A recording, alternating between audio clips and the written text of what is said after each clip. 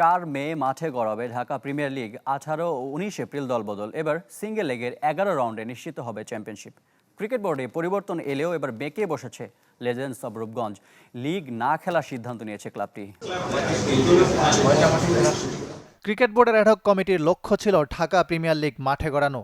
সভাপতি তামিম ইকবাল শুরুতে ক্লাবগুলোর সাথে বসেছেন, তারপর নিজেদের মধ্যে আলাপ আলোচনার পর চূড়ান্ত করেছেন লিগের রূপরেখা।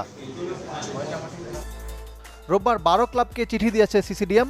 তাদের জানানো হয়েছে 18 ও 19 এপ্রিল সকাল 11টা থেকে বিকাল 5টা পর্যন্ত ডিপিএল এর দলবদল।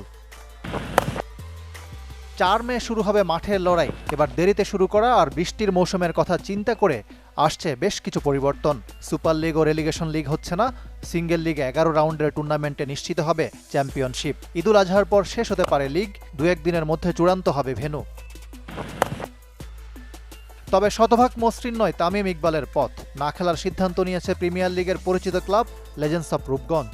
যেসব ক্রিকেটারদের সাথে কথা বলে রেখেছিল তাদেরকে অন্য ক্লাবে চলে যেতে বলেছে রূপগঞ্জ।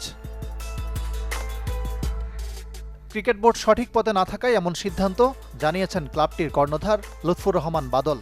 একটা মহল হুট করে জীবনে আমার মনে হয় না কোনো টিমও চালাইছে, একটা ক্রিকেট প্লেয়ার কে বোর্ড প্রেসিডেন্ট করে দিল, 6-9 মাস পরে ভালো হইলো না, লাথি দিয়ে ফেলে দিয়ে একটা আইসিসির একটা চাকরুকে বোর্ড প্রেসিডেন্ট বানাই দিল।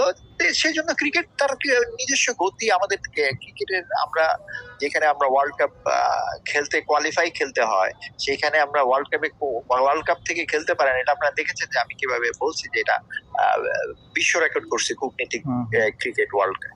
ক্রিকেট যে নিম্নমুখী হচ্ছে, সেই নিম্নমুখীর মধ্যে আমি থাকতে চাই না। ক্রিকেটের ইয়ের থেকে আমাদেরকে দূরে সরাই দেয়, আমরাও দূরে সরে যাবো। আমাদের তো কোনো দরকার নেই, আমরা ক্রিকেট থেকে দিতে আসি না। অ্যাডহক কমিটির প্রত্যাশা শেষ পর্যন্ত অংশ নেবে সবগুলো ক্লাব। না নিলে দলবদল পর্যন্ত অপেক্ষা করে পরবর্তী সিদ্ধান্ত নেবে cricket committee of Dhaka metropolis CCDM. Ikram Hussain, channel 24, Dhaka.